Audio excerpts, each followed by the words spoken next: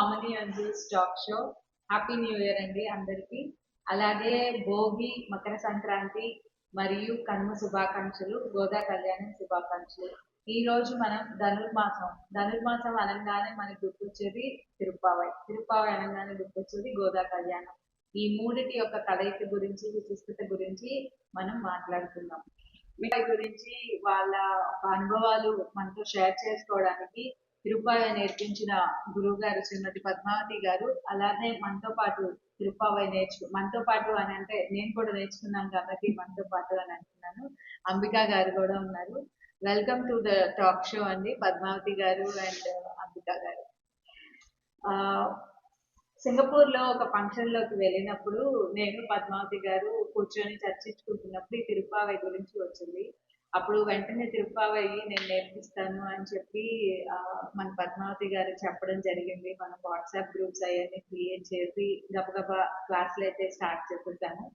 ఆ డీటెయిల్స్ మీతో షేర్ చేసుకునే ముందర అసలు మనం పద్మావతి గారి దగ్గర నుంచి తిరుప్పావై అంటే ఏంటి, మీ ప్రయాణం ఎలా స్టార్ట్ అయింది ఒకసారి తెలియజేస్తారా? ఇది మా శ్రీ వైష్ణవ సాంప్రదాయం మాది. సో దాంట్లో మేము చిన్నప్పటి నుంచి కూడా తిరుప్పావై అనేది నేర్చుకోవడం, ఇంట్లో అందరూ కూడా నేర్చుకోవడం, దాన్ని రోజు ఆచరణలో పెట్టడానికి ప్రయత్నం చేయటం, దాన్ని చదవటం, రోజు పూజా కార్యక్రమాల్లో అదొక భాగంగా మేము చేస్తూ ఉంటాం అన్నమాట. సో మా ఇంటిలి పాది కూడా మా తరాల నుంచి కూడా ఆ సాంప్రదాయం వస్తున్నది. ఈ విధంగానే నేను మన శ్యామల గారితో నేను షేర్ చేసుకున్నప్పుడు అయితే మేము కూడా ఇంట్రెస్టెడ్ అని, మాకు కూడా నేర్పించగలుగుతారా అని అంటే, నాకేదో వచ్చింది కొంచెం నేను షేర్ చేసుకుంటానమ్మా అని చెప్పాను. సో కాబట్టి ఆ విధంగా మేము వెంటనే వాళ్ళ గ్రూప్ క్రియేట్ చేయడం ఇదంతా మీకు చెప్పారు కదా, ఆ విధంగా జరిగింది. అలాగా మా తిరుప్పావై అనేది స్టార్ట్ అయిందండి. సో 2-3 months లో మేమందరం దాదాపు 30 మందికి పైగా తిరుప్పావై నేర్చుకున్నాము సింగపూర్ లో. ఆ 30 మందిలో మన అంబికా గారు కూడా ఒకరు. అంబికా గారు, మీకు ఎలా అనిపించిందండి మన ఈ తిరుప్పావై జర్నీ అంతా నేర్చుకుంటాం కానీ ఆ క్లాసులు ఎలా జరిగినాయి అవన్నీ మీ అనుభవాలు మాతో షేర్ చేసుకుంటారా? తప్పకుండా అండి. యాక్చువల్లీ తిరుప్పావై అనేది నేను అసలు నేర్చుకోగలుగుతానని ఫస్ట్ నేను అసలు అనుకోలేదు. ఎందుకంటే ఇది మన లాంగ్వేజ్ లో ఉండదు, తెలుగులో కాదు కదా. బట్ గ్రూప్ లో మీరు ఇది షేర్ చేసిన తర్వాత ఇది చూసి అంటే నాకు మా అక్కకి చాలా ఇంట్రెస్ట్ అనమాట నేర్చుకోవడం. అయితే ఇది చూసిన తర్వాత గ్రూప్ లో వెంటనే నేను జాయిన్ అయ్యి, ఆ గ్రూప్ లింక్ ద్వారా జాయిన్ అయిన తర్వాత నేను మీకు కాల్ చేసి అడిగాను, మా అక్క కూడా ఇంట్రెస్టెడ్, ఓకేనా అండి, కానీ తను సింగపూర్ లో ఉండదు, ఇది ఓన్లీ సింగపూర్ వాళ్ళకేనా అంటే, మీరు లేదండి చాలా హ్యాపీ, మేము ఇది నలుగురు నేర్పివ్వడమనే మా ఉద్దేశంతో మేము ఇది పెట్టాము, సో మాకు చాలా ఆనందం అన్నారు, మీరు వెంటనే జాయిన్ చేశారు. సో నేను మా అక్క ఇద్దరము ఇందులో ఈ ఫస్ట్ బ్యాచ్ లో నేర్చుకున్నాం. ఇక దీని క్లాసెస్ జరిగేటప్పుడు పద్మావతి గారికి అయితే చాలా చాలా చాలా పేషెన్స్. ఎందుకంటే ఇది మనకి తెలుగులో కాదు కదా, చిన్న చిన్నవి కూడా చాలా స్టార్టింగ్ లో మీకు గుర్తుందో లేదో మనం చాలా కష్టపడ్డాం ఫస్ట్ పాసురంకి. అసలు అది మార్గజిత్ అనేది ఫస్ట్ 2-3 times క్లాసెస్ లో మనకి అలవాటు అయిపోయింది ఫస్ట్ లో. తర్వాత అందరం ఇంకా ఎవరం ఇక భయం లేకుండా చెప్పడం అనేది స్టార్ట్ అయింది. అలా తిరుప్పావై 30 పాసురాలు చాలా క్లుప్తంగా నేర్పించడం పద్మావతి గారు నేర్చుకోవడం జరిగింది. చాలా ఓపికగా అందరి ప్రొనౌన్సియేషన్స్ కరెక్ట్ చేస్తూ పద్మావతి గారు మాకు 30 పాసురాలతో పాటు ఆ 30 పాసురాల భావాన్ని చాలా బాగా నేర్పించారు. అది ఒక ఎత్తు అయితే, ఇప్పుడు నేర్చుకున్నాము అయిపోయింది, అది మనం పాడుకుంటేనే కదా మనకి తృప్తి. సో ధనుర్మాసం రాగానే పద్మావతి గారు ఒక పెద్ద ఆలోచనతో మా ముందుకు వచ్చారు. పద్మావతి గారు అసలు ఈ ఆలోచన కూడా వారే షేర్ చేస్తారు. ఏంటి ఆ ఆలోచన, అసలు మీకు ఎందుకు అలా చేయాలి అని అనిపించింది? అది మా కుటుంబంలో అది ప్రతి ఒక్కళ్ళు ప్రతిసారి కూడాను అందరూ కూడా చెప్పడం అనేది అలవాటు. ప్రతిరోజు కూడా మా పూజా కార్యక్రమంలో తిరుప్పావై అనేది తప్పకుండా చెప్పుకుంటాం, ఒక పాసరం అన్నా చెప్తాం తప్పకుండా. సో అట్లా మా అందరు ఫ్యామిలీ మెంబర్స్ అందరూ కూడా రోజు పాసురాలు చదవటం, చిన్న చిన్న పిల్లల దగ్గర నుంచి 2 ఏళ్ళు 3 ఏళ్ళ పిల్లల దగ్గర నుంచి కూడా మేము ఈ తిరుప్పావై పాసురాలు అవన్నీ నేర్పించడం, పాటలు పద్యాలు ఇవన్నీ వినిపించడం అనేది అలవాటు కుటుంబంలో. సో అలా మేమందరం కూడా మా గ్రూప్ అంతా కూడా మా కుటుంబం అంతా కూడా ప్రతిరోజు ఒకళ్ళు ఒక భావం చెప్తే, ఒకళ్ళు పాసురం చెప్తే, ఒకళ్ళు పాట స్వామిని అలా సేవ చేయడం అనేది అలవాటైంది. అదే విధంగా మనం ఒకసారి చేద్దామా అని చెప్పి నేను మీతో షేర్ చేసుకునేసరికి ఓకే అండి, ఆనందంగా వాళ్ళు అంగీకరించడం జరిగింది. వీళ్ళందరూ కూడా అలాగే తప్పకుండా చేద్దాం అని చెప్పి వాళ్ళు ఆలోచనగా ముందుకు వచ్చారు. విన్నారు కదా, ఒక కుటుంబంలో ఒక సంస్కృతి సాంప్రదాయం అనేది ఫాలో అవడం ఉంటే అది 10 మందికి తెలియాలి, అది మంచి కాబట్టి ఆ సంస్కృతి సాంప్రదాయాన్ని ఇంకా మనము పునరుద్ధరించాలి, నెక్స్ట్ భావితరాలకి అవి అందచేయాలి అనే ఉద్దేశంతో ఎంతో మంచి వాంఛతో పద్మావతి గారు అది షేర్ చేశారు. దాని ఆ వాంఛ ఐడియా అంతా కూడా పద్మావతి గారిది అయినప్పటికీ దీని క్రియారూపంగా మాత్రం తీసుకొచ్చిన దానికి మన అంబికా గారు వాళ్ళ అక్కగారైన రాజమాత గారు అన్నమాట. సో ఈ జర్నీ ఎలా జరిగింది, ఎందుకంటే 30 రోజులు అంటే not and easy thing, while Ambika గారు ఫుల్ టైం వర్క్ చేస్తూ ఉన్నారు. సో అంబికా గారు మీ అనుభవాలు షేర్ చేయండి, ఈ 30 రోజులు ఎలా సాధించగలిగారు ఇదంతా? మీరు అన్నట్టు ఇది 30 రోజులు అంటే కొంచెం ఛాలెంజింగ్ టాస్క్. ఫస్ట్ పద్మావతి గారు మేము ఒక ఫంక్షన్ లో కలిసినప్పుడు అమ్మ ఇలా చేద్దాము అని అంటే వాళ్ళ ఇంట్లో మనం అందరం ఒకసారి తిరుపావై మనం నేర్చుకున్నాక చేసాము. అప్పుడు మీరు ఇది చెప్పారు ఇలాంటి ఐడియా ఉంది అని. కానీ పద్మావతి గారు ఏంటంటే ఆ ఐడియా ప్రతిరోజు ఇలా భావము అదే అన్నప్పుడు విని ఆ ఓకే అనుకున్నాం. అంటే నేను కూడా అందులో ఒక పాసురం చెప్పడమే అని ఈజీగా అనుకున్నాను. కానీ తర్వాత పద్మావతి గారు ఇది నాకు చేయడానికి అంబిక నువ్వు ట్రై చేస్తావా అని అడిగినప్పుడు ఫస్ట్ కొంచెం అమ్మో 30 రోజులు అన్న ఫీలింగ్ ఉంది. అంటే మీరు అన్నట్టు నాకు కొంచెం వర్క్ స్కెడ్యూల్ చాలా బిజీగా ఉండడము, బిగ్ కమిట్మెంట్.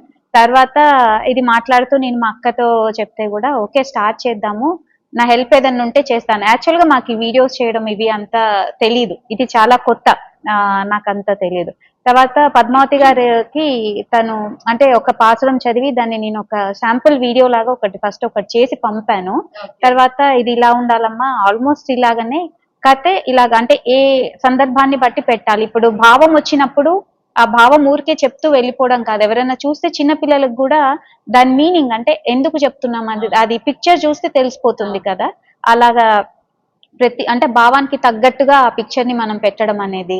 తర్వాత స్టార్టింగ్ లో ఇప్పుడు లేవడం ఇట్లా గుడి గంటలతో ప్రతి ఒక్క వీడియోలో మీరు చూస్తే మనం ఫస్ట్ గుడి గంటలతో అలా స్టార్ట్ చేస్తాం. అంటే పద్మావతి గారు తను ఇలా నాకు ఇలా కావాలి, ఇలా అయితే ఇది ఎందుకు పెడుతున్నాం అన్న దానికి తను ఎక్స్ప్లెనేషన్ ఇవ్వడం. ఇలా మనం గుడి గంటలతోటి ఇలాగ ముందు ముందు మొదలు పెడితే అదొక బాగుంటుంది, అందరినీ లేపినట్టుగా. ఎందుకంటే ఇది తెల్లవారుజామున చదివేది కదా. ఆ తర్వాత నెక్స్ట్ ముగ్గులు అలాగా పెడితే ఏంటంటే ఒక పీస్ఫుల్, మన ఇంటి ముందు గుమ్మం ముందు ముగ్గు పెట్టి అదొక పీస్ఫుల్, వెనక ఆ మ్యూజిక్ వీణ, ఇవన్నీ ఒక్కొక్కటి కదంటే విడివిడిగా ఒక్కొక్కళ్ళు ఒక్కొక్క టాస్క్. వీణ పంపించిన వాళ్ళు వేరు, శేషశ్రీ గారు అని.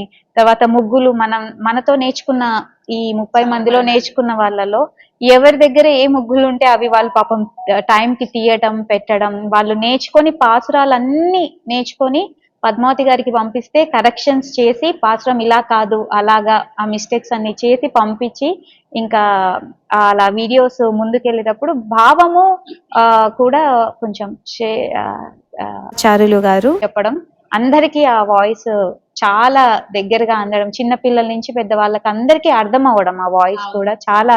ఫస్ట్ లో ఏమో అనుకున్నాం, తర్వాత 2-3 వీడియోస్ అయిన తర్వాత స్టార్టింగ్ పిల్లలతోటి చెప్పించడం ఇవన్నీ జరిగింది. 2-3 వీడియోస్ అయిన తర్వాత అందరూ చాలా బాగుంది, చాలా ఈజీగా అర్థం అవుతుంది మాకు అన్ని చెప్పడం వల్ల, అది ఇంకా దాన్ని ఏమంటారు ఒక పాజిటివ్ గా ఇన్స్పిరేషన్ ఇంకా చెయ్యాలి అని అలా 30 పాత్రలు చాలా విజయవంతంగా కంప్లీట్ చేశాము. చాలా గ్రేట్ వర్క్ అండి, థ్యాంక్ యూ సో మచ్. నా నుంచే కాదు, ఈ 30 రోజులు ఈ వీడియోస్ చూసి ఆనందించి ఈ తిరుప్పావై గురించి నేర్చుకున్న వాళ్ళందరి తరఫున కూడా మీకు మీ అక్కగారైన రాజమాత గారికి చాలా చాలా థ్యాంక్స్. చూసారు కదా, రోజు పొద్దున్నే మనకి వాట్సాప్ గ్రూప్ లో వచ్చే ఆ తిరుప్పావై పాసురాలు వెనక ఎంత కథ ఉంది, ఎంత కష్టం ఉన్నది అనేది ఇప్పుడు మీకు తెలుసుకుంటది. సో అలాగ మొదలైన మా తిరుప్పావై జర్నీ పాసురాలు పాడుకున్నంత వరకు బాగానే ఉందండి. ధనుర్మాసం అనగానే మనకి గోదా కళ్యాణం కూడా గుర్తొస్తుంది. పద్మావతి గారు, అసలు గోదా కళ్యాణం ఈ పాసురాల తర్వాత ఎందుకు చేస్తారు, దాని విశిష్టత ఏంటి? ఇది గోదాదేవి తను స్వామివారిని నిత్య సంక్లేషణం దాంతో ఆమె ఏం చేశారంటే ఎప్పుడు కూడా స్వామితో ఉండిపోవాలి అన్న ధోరణిలో ఆవిడున్నారు. లైక్ మన గరుడాళ్వారు, తర్వాత సుదర్శన్ చక్రం, ఎట్లా అయితే ఆయన దగ్గర నారదుల వారు ఎలా భగవంతుడి దగ్గర ఉంటారో అలాగే తను కూడా ఉండిపోవాలి స్వామి దగ్గర అనే తాపత్రయంతో ఆమె ఈ వ్రతం చేయడం మొదలుపెట్టింది అనమాట. ఇది ఫస్ట్ కాత్యాయని వ్రతం అని కూడా మనం అందరం చేస్తూ ఉంటాం. సో ఈ కాత్యాయని వ్రతం లాంటిది ఇది కూడా అన్నమాట. సో ఇది ఈ విధంగా ఈవిడ 30 పాసురాలు ఆవిడ రాసి ప్రతిరోజు ఈ పాసురాలను చదివి మొదటి పాసురాల్లో మనకి దీని యొక్క విశిష్టత చెప్పటం, తర్వాత కొన్ని పాసురాలు 5వ పాసురాల నుంచి 15వ పాసురం వరకు స్వామివారు ఏ విధంగా ఆ ఆళ్వార్లందరినీ నిద్ర లేపటం, తర్వాత నందగోపాలని బలరాములని నిద్ర లేపటం, యశోదాదేవి నిద్ర లేపటం, తర్వాత మళ్ళా నీలాదేవి లేపటం, స్వామిని మళ్ళీ పిలవటం, ఇవన్నీ వరుసగా ఒక సీక్వెన్స్ లో వెళ్తాయి అనమాట. చివరికి ఏంటంటే ఆమె కోరుకున్నది ఏంటి, స్వామి దగ్గర మనం ఉండిపోవాలి అని మనం అందరం కూడా మనం తరతరాలకి ఆవిడ ఇంటిమేట్ చేసింది ఏంటంటే మనం అందరం కూడా ఇచ్చేస్తే మనం స్వామి దగ్గరికి వెళ్తాము, స్వామి దగ్గర ఉంటాము అన్న ధోరణిలో ఆమె చేసింది. ఆ విధంగా ఆమె చేసి శ్రీరంగంలో అంటే శ్రీవిల్లిపుత్తూరులో ఉన్నటువంటి వటపత్ర సాయి గారిని రంగడి గుడిలో ఉన్నటువంటి శ్రీరంగంలో ఉన్న స్వామి రంగడు, నారాయణుడు అంతా ఒక తల్లిలాగా భావించి ఆ విధంగా ఆయన్ని సేవ చేసి ఈ భోగినాడు ఆమె స్వామిలో ఐక్యమైపోయారనమాట. ఆ విధంగా ఈ కళ్యాణం ఆ విధంగా జరుగుతుంది. చాలా మంచి విషయాలు చెప్పారు పద్మావతి గారు. అంటే గోదా కళ్యాణం చేస్తారు అని విన్నాం కానీ ఆ రోజే ఇలాగా గోదాదేవి స్వామివారిలో ఐక్యమైపోయారు అనే విషయం నేను కూడా మొట్టమొదటిసారి తెలుసుకున్నాను.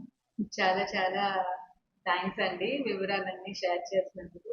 విన్నారు కదా ఈ తిరుప్పావై జర్నీ ధనుర్మాసంలో 30 పాసురాలు. సో రేపు పద్మావతి గారి ఇంట్లో జనవరి 13, 2025 సాయంత్రం గోదా కళ్యాణం తిరుప్పావై నేర్చుకున్న మేమందరము మా గురువు గారి సమక్షంలో చేసుకుంటున్నాం. జై శ్రీమన్నారాయణ. జై శ్రీమన్నారాయణ.